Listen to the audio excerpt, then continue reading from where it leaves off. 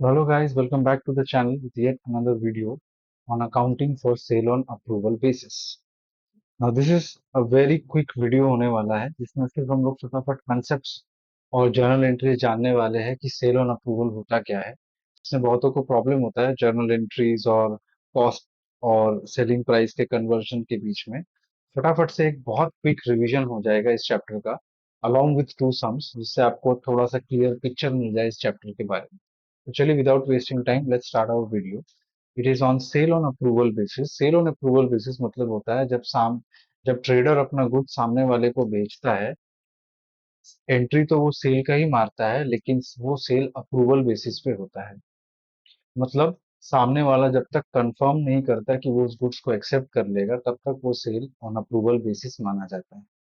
ठीक है। मतलब जैसे कि मान लीजिए मिस्टर बी को 1 लाख का, मिस्टर बी को 1 लाख का गुड्स सेल करता है ऑन अप्रूवल बेसिस। मतलब अब ये मिस्टर बी के ऊपर है कि वो गुड्स को एक्सेप्ट करेगा या नहीं करेगा।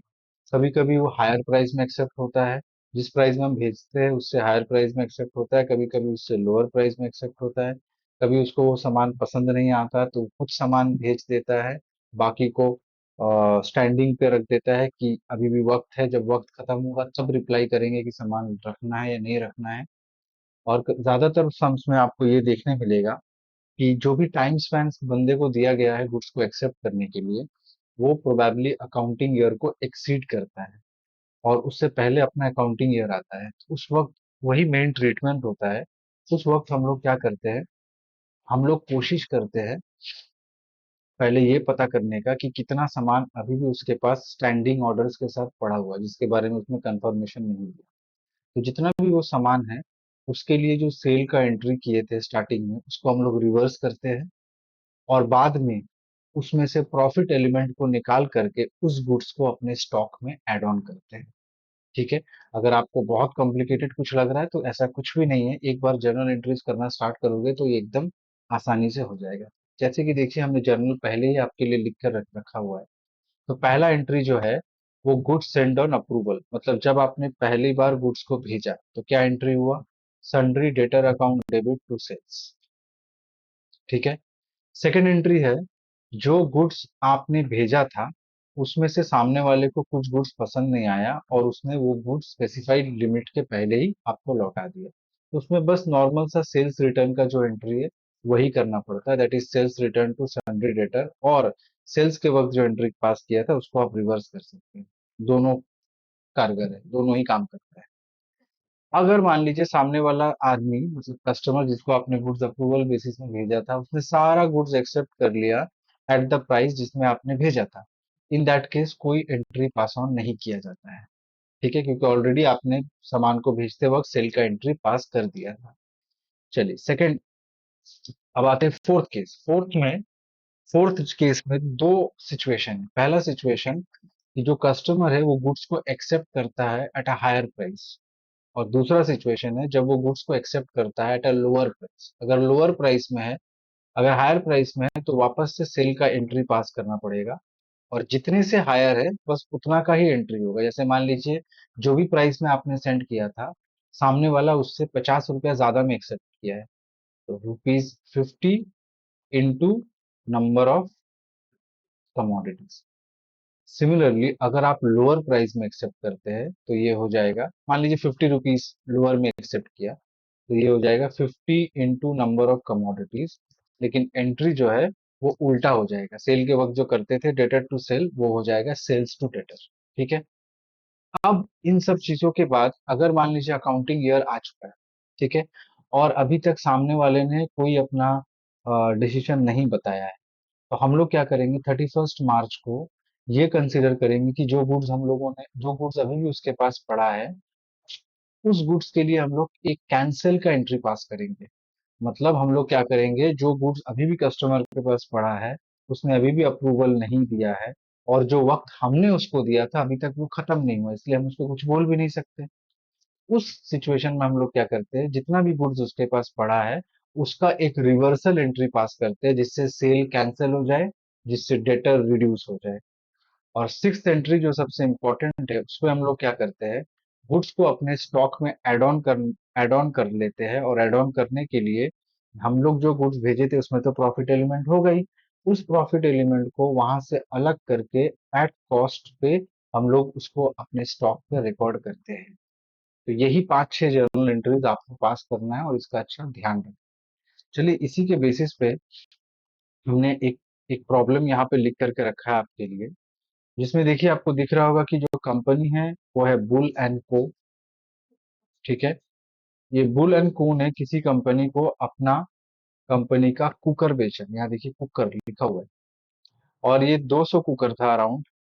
ठीक है, जिसका कॉस्ट है 450, और आपने भेजा है उसको 600।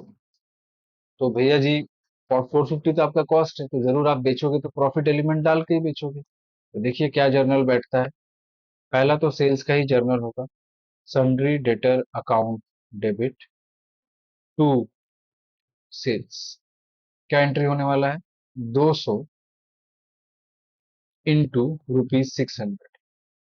450 मत करना, फिर से बता दिए 450 मत करना, क्योंकि 450 कॉस्ट। अच्छा, उसके बाद क्या होता है, कुछ ही दिनों में 50 कुकर्स, जितने भी आपने भेजा था उसमें से 50 कुकर्स उसने इन्फ्लेटेड प्राइस में एक्सेप्ट कर लिया। इन्फ्लेटेड मतलब देखिए उसने 650 में एक्सेप्ट कर लिया। ठीक है, तो अगर वो 650 में एक्सेप्ट करता है तो आपको पता होना चाहिए कि आपने उसको 600 में भेजा था, उसने 50 रुपया ज्यादा में एक्सेप्ट किया, तो आप सिर्फ उस 50 रुपीज के लिए एंट्री पास करोगे। क्या एंट्री लिखोगे, sundry debtor account debit to sales account. कितना, 50 रुपीज ज्यादा में एक्सेप्ट किया है, और कितना एक्सेप्ट किया है, कितना पीस एक्सेप्ट किया है, 50 पीस। तो 2500 रुपीज उसको ज्यादा पे करना पड़ेगा। ठीक है, अच्छा, उसकी उसी के कुछ दिन बाद उसने 60 कुकर्स डायरेक्टली रिटर्न कर दिया। अभी तक पीरियड खत्म नहीं हुआ, उससे पहले ही उसने 60 नहीं सॉरी 80 कुकर्स रिटर्न कर दिया। तो रिटर्न के लिए बेटा जी हम लोग तो जो सेल्स में एंट्री पास करते थे उसको रिवर्स कर देंगे, तो एंट्री बन जाएगा। तो ये होगा आपका sales account debit to sundry debtor account. ठीक है, कितना है रिटर्न किया है, 80 पीस रिटर्न किया है, और आपने उसको 600 में भेजा था। तो वो भी जब आपको भेजेगा तो आपको 600 में उसको एक्सेप्ट करना पड़ेगा। That is 48 followed by 3 zeros, that is 48। Okay, next entry. तो देखिए आपने उसको टोटल में 200 कुकर भेजा था, जिसमें से 50 उसने एक्सेप्ट कर लिया और 80 उसने रिटर्न कर दिया।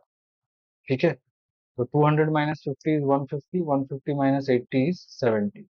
तो 70 कुकर्स अभी भी अप्रूवल के लिए उसके पास पड़ा है, ईयर एंडिंग आ चुका है ऐसा मान लीजिए। तो आप क्या करोगे, तो आप सीधा सा बात है भाई भैया, आप उस 70 कुकर के लिए आप सेल को रिवर्स करोगे और उसको एट कॉस्ट अपने क्लोजिंग स्टॉक में डाल। ठीक है, चलिए सेल्स को रिवर्स करने का वही पुराना एंट्री रहेगा, sales account debit to sundry debtor account. चलिए देखते हैं कितना है। ये हो गया बेटा जी आपका 70 कुकर, और आपने उसको 600 में भेजा था। ठीक है, तो ये हो गया 42,000। अब ये 600, अब ये 70 कुकर्स को अपने स्टॉक में एड ऑन करना है, लेकिन एट कॉस्ट, क्योंकि 600 में प्रॉफिट घुसा है। तो अगर पता होगा क्वेश्चन, थोड़ा सा स्क्रीन स्क्रॉल करते देखिए। एक एक कुकर का कॉस्ट था 450, और आपने भेजा था सामने वाले को 600 रुपए। इसका मतलब 150 रुपया प्रति कुकर प्रॉफिट इन्वॉल्व है। हर कुकर में 150 रुपीज का प्रॉफिट इन्वॉल्व है, और हम लोग रिटर्न रिकॉर्ड कर रहे हैं 70 कुकर्स के लिए। तो 70 इंटू 150। ठीक है, और इसका जो जर्नल एंट्री है वो ये होने वाला है, इसका जर्नल एंट्री ये होने वाला है, देखिए, स्टॉक ऑन सेल्स और return account debit to trading account. Stock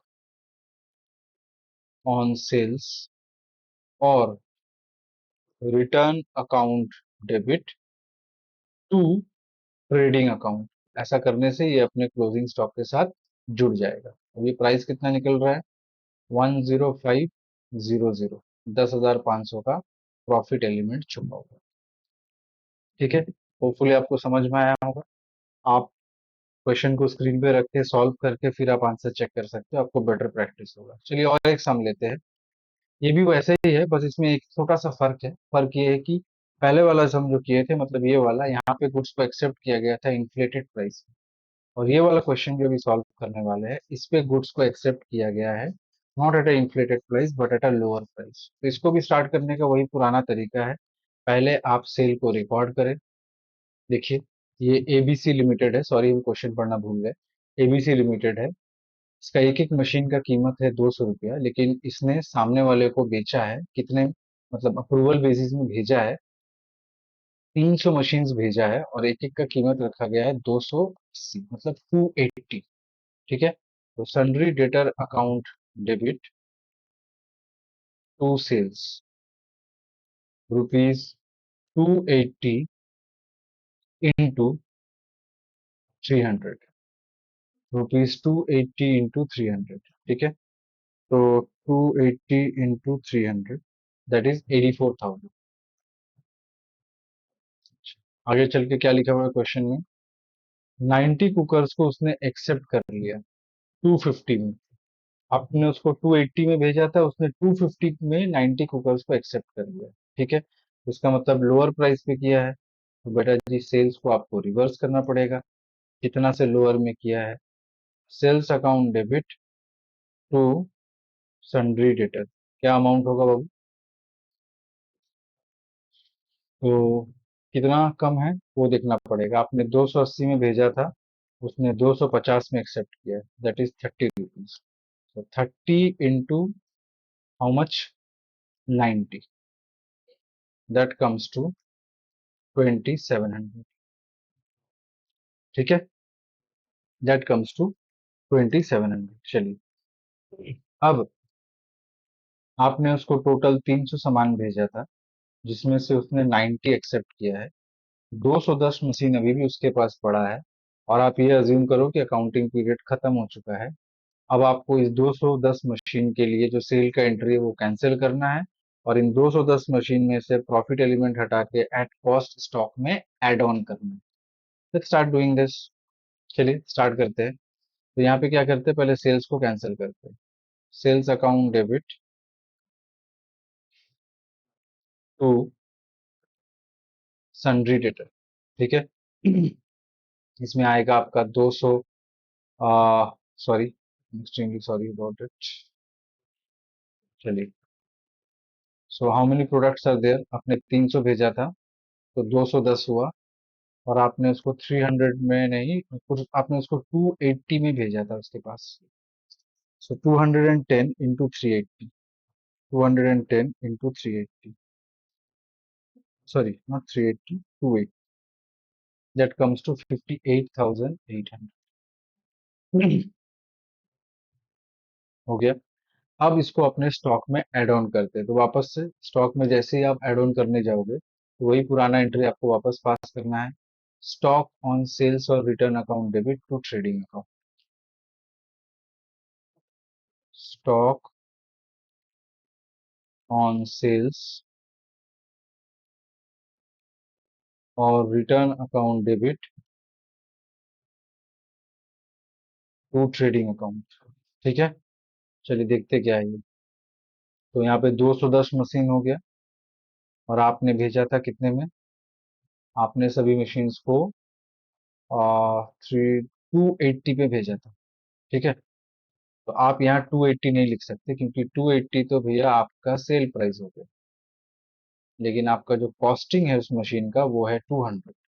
इसका मतलब 80 रुपीज का प्रॉफिट एलिमेंट घुसा हुआ है। ठीक है, तो हम लोगों को क्या करना है, हम लोग को 80 रुपीज का प्रॉफिट एलिमेंट को रिमूव करना है। ठीक है, रिमूव करके इस चीज को 200 में अपने बुक्स में रिकॉर्ड करना है। ठीक है, तो क्या बचता है, 210 into 200, that is 42,000।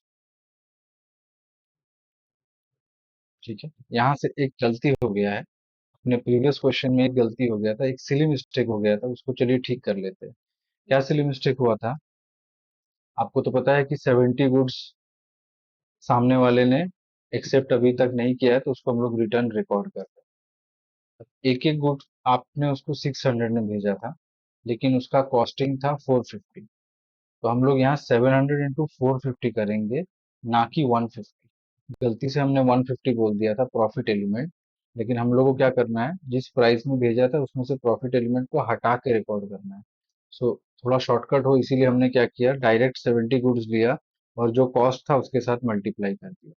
It will be 31,500, not 10,500। That's my mistake, sorry for that.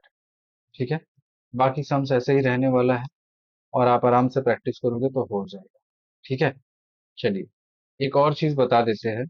कभी कभी आपको क्वेश्चन में दे देगा कि goods are sent at a profit of 20% on cost. ठीक है, 20% ऑन कॉस्ट, और एक तरफ क्वेश्चन में जो है वो सेल प्राइस प्रोवाइडेड।